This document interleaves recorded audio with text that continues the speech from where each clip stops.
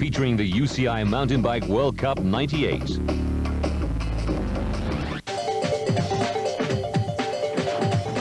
After 7 rounds in 6 countries over 6 months, the Grundig-UCI Mountain Bike World Cup moves to magnificent Montreal in Canada for the World Cup finals in men's and women's cross-country.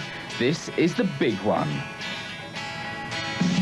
In the women's event, World Cup leader Alison Seider is hoping to secure her 2nd World Cup title in front of a home crowd to add to the one she won in 1996. But France's petite former road racer Laurence Leboucher isn't taking any prisoners as she guns for her 1st title. And nobody can discount Italy's world and Olympic champion Paola Pezzo as she tries to retain her World Cup crown. In the standings, the stats favour Seider. The Volvo Cannondale rider only has to finish in the top 4 to take the series. Leboucher and co will have their work cut out. The venue for the showdown is Bromont, 75 kilometres east of Montreal in the province of Quebec, and the site of the 1992 World Championships. One of the rural eastern townships with a population of just 2,500, Bromont is a mecca for outdoor pursuits. Like most of the World Cup destinations this season, it's better known for its skiing and hosted the equestrian events in the 1976 Montreal Olympics. But with the World Cup finals and the World Championships both being held in Quebec this month, the profile of mountain biking in Canada has never been higher. With wins in the opening rounds in Napa and in Canmore, Seider is the woman to beat. But with 4th place guaranteeing her the title, will the Canny Canuck try to win on home soil or play it safe? You want to win the race, but at the same time, you have to keep everything together, not go too fast. You know, it's not worth risking an explosion of the bike or the rider to win the race. The most important thing is points first, try and win the series, and then you know, if I can win the race, then that would be a bonus on top of everything. Leboucher's got no choice. She has to win and hope Seider slips up. Peugeot Le Post's #1 rider is on a hot streak after winning the last round in Grundig-UCI. But more importantly, does she feel lucky? I'm going to try and follow Alison because I'm at a disadvantage on a course like this. It suits her riding style. If I can get into the top 3 today, I'll be pleased. After dominating in 1997, Pezzo's had a poor season by her standards, with just 1 win in Portugal. The Italian is still in with a chance, but has her eye on another prize. My target this year has always been the World Championships. To be honest, I've taken it easy during the World Cup, but I'm still 3rd, and I've got a realistic chance of coming 2nd. I was World Cup champion last year. I finished 3rd in 1995, so if I come 2nd this year, I'll have a complete set of podiums. The first half of the course contains 6 lung-busting climbs, followed by 3 kilometres of technical single track and a difficult rock section. One rider shooting for her 2nd win of the season is Norway's Gunn-Rita Dahle. The American Eagle Ace finds the course a real turn-on. Yeah, it's pretty technical and you have to pay attention the whole time. Even some of the climbing you have to be concentrated, and especially in the descent, so it's good. So 57 starters in this women's field, the best riders in the world here in Canada. Venue of the 1992 World Championships, venue for the 1993 round of the World Cup, and last used in 1996. That was the year that Alison Seider first won here, and she's leading out the women already. She loves the lead from the front, wearing the yellow number plate of #1 team, and also the #1 rider in the women's field. Paola Pezzo on her tail. Gunn-Rita Dahle, recent winner of the Norwegian National Championships, along with Rune Højdahl as well, the giant rider. Both of those 2 riders blitzing the rest of the Norwegian field, but very, very steep this first climb. But already into the single track section, and Seider leading out Gunn-Rita Dahle. I think that's Laurence Leboucher. It is indeed the French champion. She took back the crown she won in 1996 with Margherita Puyana, #6 rider, Mountain Dew Specialized, chasing very hard. This course, absolutely brilliant on the last part of it. 3 kilometres of single track, and it looks like Dahle and Alison Seidel have dropped Laurence Leboucher. She'll be trying very hard to catch those two riders up. If she has a weakness, it's her technical handling. Coming from a road background, she's nowhere near as good as Dahle or Seidel. Indeed, Seidel has come from a road background, but she has been riding for 7 years off-road and struggling up the climb here. Very, very difficult, this climb.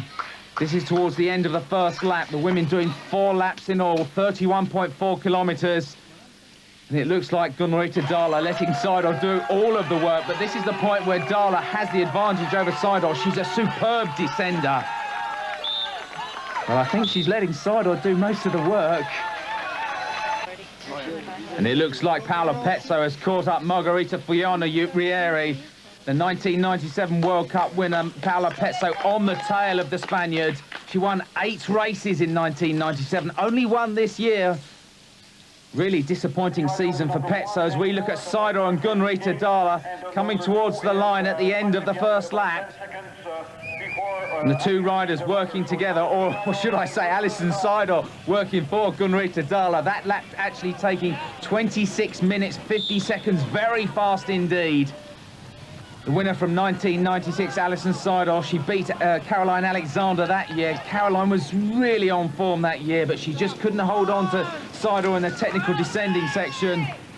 But that's where Gunn-Rita Dahle won't have any problems this year, though. But this first part of the course, very, very difficult. Lots of climbing, 6 climbs in the first 4 kilometres. And then it's just the single track, and Seidel leading out Gunn-Rita Dahle. Dahle really is letting Seidel do most of the work. The Norwegian champion, she had a fabulous year back in 1996. She was second in the World Cup that year. As we look at Laurence Leboucher chasing hard, but she's doing that all on her own. The French champion, former road pro, switched to mountain biking after she broke 3 vertebrae in her back. But Seidel really is powering along. She loves leading from the front. And Gunn-Rita Dahle looks very, very comfortable indeed.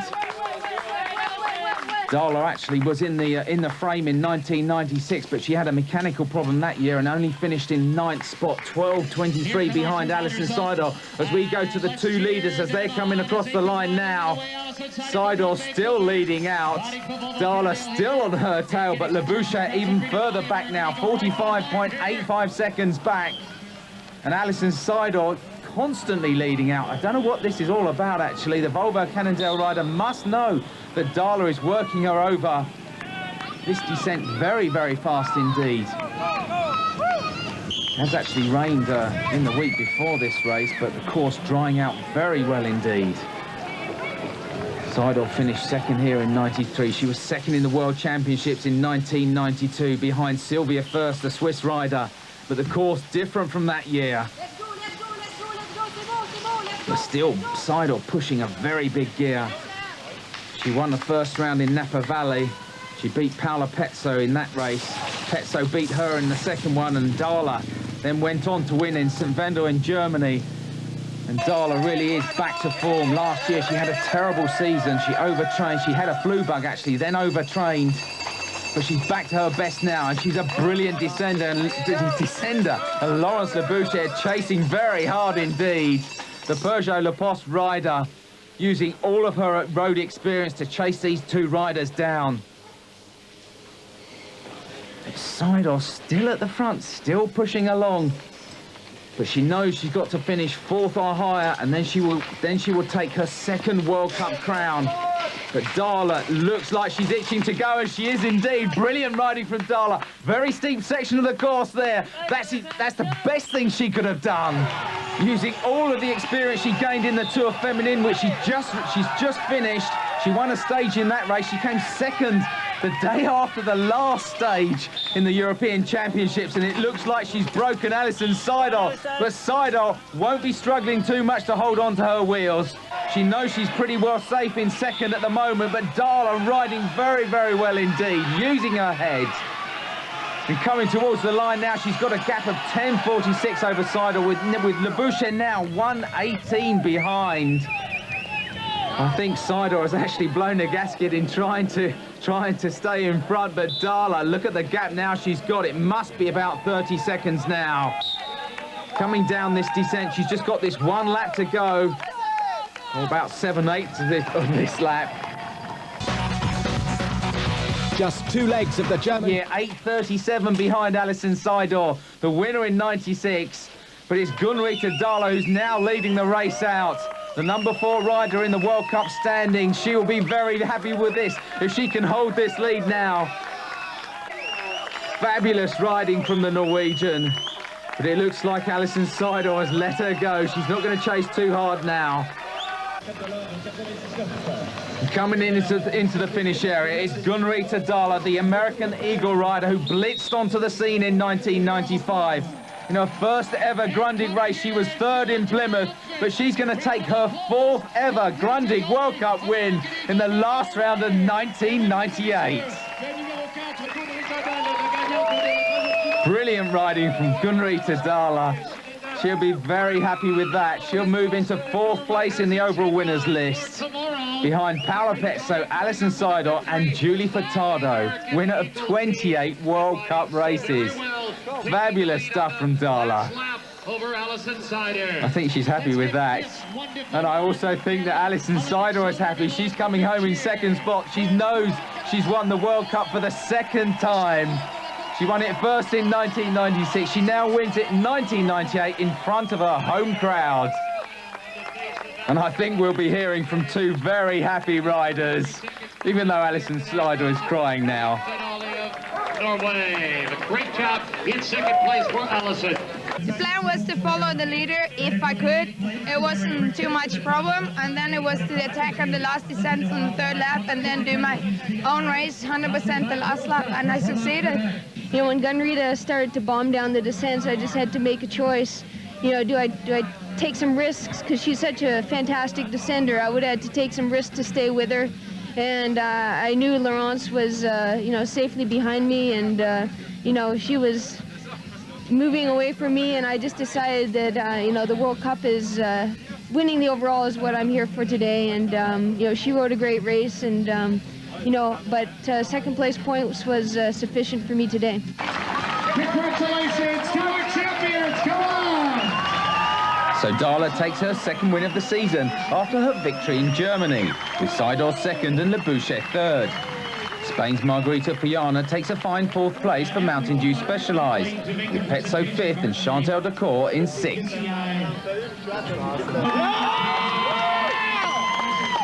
The final standings confirm Seidel on top, but Dahle's win is not enough to dislodge Pezzo, who stays ahead by a single point. Behind the scenes. In the men's event, Cadel Evans' 3 victories this season have made the Volvo Cannondale rider the man to fear, and ominously for his rivals, he's taking a liking to the Bromont course. Yeah, it's really good. It's a much more technical course than we've had for most of the season. You know, I think I could compare it mostly to Canmore, which I'm certainly happy with my result there on. So in terms of that, I'm very happy with the course. Not that his closest rival, Rune Heidel, is complaining either. Norwegian gave us his opinion on the technical demands of the course. You know, here's several different lines, and some are safe and some are not so safe but faster. So I don't know yet which line I'll take, but it also depends on the weather. If it's wet, you know, then I think it's better to take the safe one, because there's a lot of roots and stones here, so here can be a lot of crashes. Nice for spectators to stand here. Only Heidel and Miguel Martinez can realistically challenge the Australian for the title. Unfortunately for Martinez, his problems begin before the race as his bike goes missing in an airline strike. It's been a real problem because it means I haven't had my race bike to practice on. I turned up here with no race shoes, no suitcase, nothing. I turned up here with just the clothes I had on. I've had trouble riding. In fact, I've had cramps in my legs from riding the replacement bike. But now I've got my race bike back, I'm on the start line, I'm really motivated, and I'm hoping to win. Heroes fighting a fine battle for the final Grundig-UCI title to be awarded this season. Now looking at the start line of the men's race, 99 riders in this race. We're missing one rider, that's the British rider Paul Lazenby. Unfortunately broke his forearm in practice yesterday after the women's race. But all of the top riders in this men's race, the world champion Hubert Paluba in the middle of your picture now, number 5, Philip Meerhager, number 4, Rune Højdahl, number 2, Cadel Evans, number 1, wearing that yellow plate of leading team and indeed leading rider, the number 1 rider. And as per usual, very, very fast for these men. They start out so fast. They're doing 5.5 laps, 7.85 kilometers per lap. They first do a half lap, then it's 5 full laps with a total distance of 42.25 kilometers, and being led out at the moment by Bas van Doren, the B1 rider, the revelation of 1998, 7th in the world rankings at the moment, or should I say the World Cup. And on the second descent now, it's the 1996 World Cup winner, Christophe Dupouey, leading out, the Team Sun rider, riding for the team that isn't as dominant as they used to be. The team of Christophe Hérisset, Ludovic Dubois, Miguel Martinez and Christophe Dupouey. Miguel Martinez in your picture, or should I say, just going through your picture just then. And a whole coterie of riders, but being led out by Bas van Doren, Christophe Dupouey, and indeed Bas van Doren's teammate Patrick Tolhoek. He's there as well. There's a little gap towards Miguel Martinez. Jerome Ciotti there, another Frenchman. My word, these guys go so fast. They covered that first lap, that first half a loop in 9 minutes 31 seconds. Fabulous riding, really, considering the amount of climbing these guys have to do. 9 climbs per lap, single track about 40% of this course, double track about 60%. And there's over 350 meters of climbing per lap. But it looks like Christophe Dupouey and his teammate Miguel Martinez want to stamp their authority on this race. They're leading out a whole coterie of riders. Rune Højdahl's there, Thomas Frischneck with Hubert Paluba, or Hubie as he's known, the world champion from 1997. He's at the back of that group. But Christophe Dupouey really does want to set his mark on this race. This is on the really hard climb where Gunn-Rita Dahle attacked. Christophe Dupouey came second back in 1996 here behind teammate Miguel Martinez, and he's chasing Cadel Evans at the moment. Cadel Evans has to finish 4th or higher and he will win the World Cup here. Thomas Frischneck going through. That's Patrick Tolhoek. I don't know what's happened to his teammate Bas van Doren. Philip Meerhager just overtaking there, the Mountain Dew Specialized rider. But it looks like Christophe Dupouey really does want to get away from the rest of the race. On the rocky section now, if there's a weakness in Dupouey's armoury, it's his technical handling. Cadel Evans, a brilliant all-rounder. Miguel Martinez, recent winner of the VTT, the mountain bike Tour de France. Won 4 stages in that race and really did stamp his authority there. So he's in form, and it looks like Hubert Paluba is in form on that rocky section. His handling has improved tremendously since he's been riding the World Cup races. Since way back in 1994. He's actually brought onto the Diamondback team as a backup to Alessandro Fontana, but indeed overshadowed that man. But it looks like Dupouey now has got the gap that he wanted.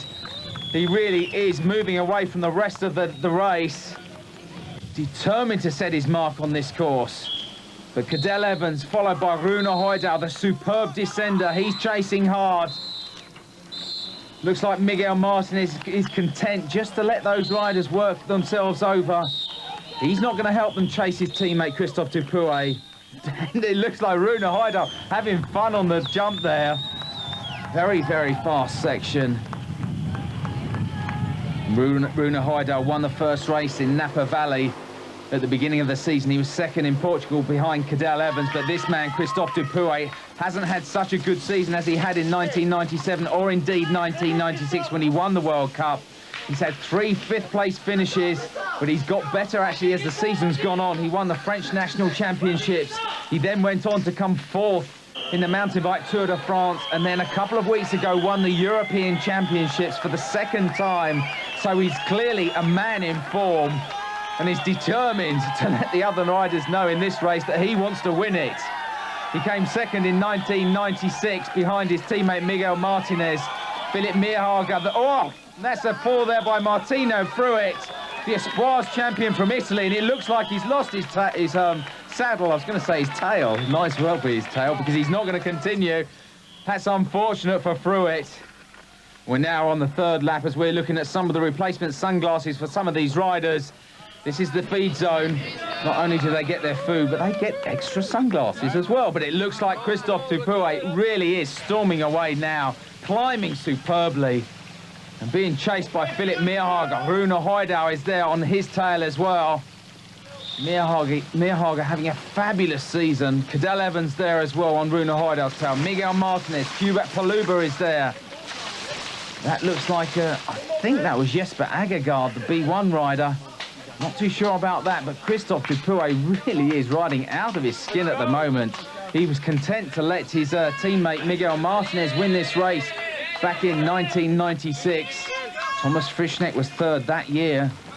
Dupouey 3 minutes 18 seconds behind Miguel Martinez that year, but it really was different conditions. There were different conditions then, pouring down with rain, very, very slippery. But that was such a fabulous race for season for Christophe Dupouey in 1996. He won the World Cup.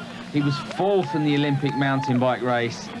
And he won the European Championships. He had a lot of argy-bargy with Hubert Paluba in that race at Bassano del Grappa, but a huge group of riders now chasing Christophe Dupouey. Gregory Volley has now latched onto this group. He's leading them out.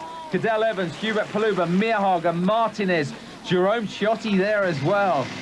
My word, these guys are trying their hardest to keep up with Christophe Dupouey, with Cadel Evans leading them out, taking on his energy drink there in the middle of the forested section. But Dupouey really does want this race very, very badly indeed. Hasn't won a race so far this season. He won 2 in 1997. He won 2 in 1996 when he won the World Cup. He's being chased hard now by Hubert Paluba, the winner of the last round of the World Cup in Atlanta. Miguel Martinez doing the policeman's job there on Cadel Evans. He's not going to help them chase Christophe Dupouey. Lean and agile rider. He's about 5'9", but only weighs 60 kilograms. Very, very light indeed.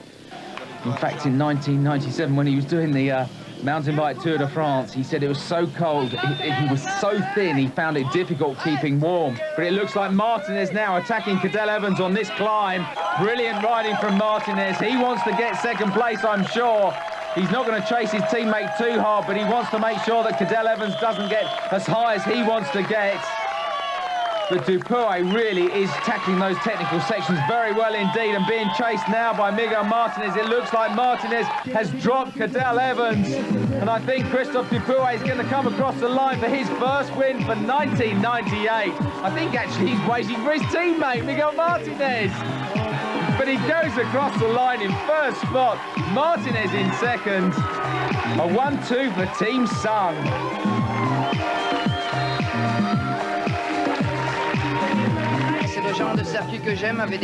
It's the type of course I love. With short, hard climbs and then descents you can recuperate on. I suppose parts of it were a little too technical for me, but I attacked through the 3 kilometers of single track and it paid off. It went well. I just didn't make any mistakes. So the 2 French riders are on top.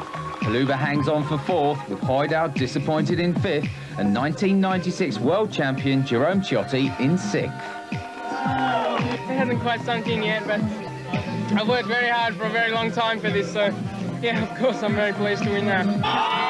So for the first time in Australian is top of the world. Martinez leapfrogs Højdahl into 2nd place, and Philip Meerhager has his best ever World Cup season, finishing 5th. And in the UCI Trade Team rankings, it's party time for the hard-working Volvo Cannondale squad. We'll leave you with the dynamic duo Seidor and Evans enjoying their victory. So long from me, Mark Biesiegel. Join me again for more of the best World Cup action next year.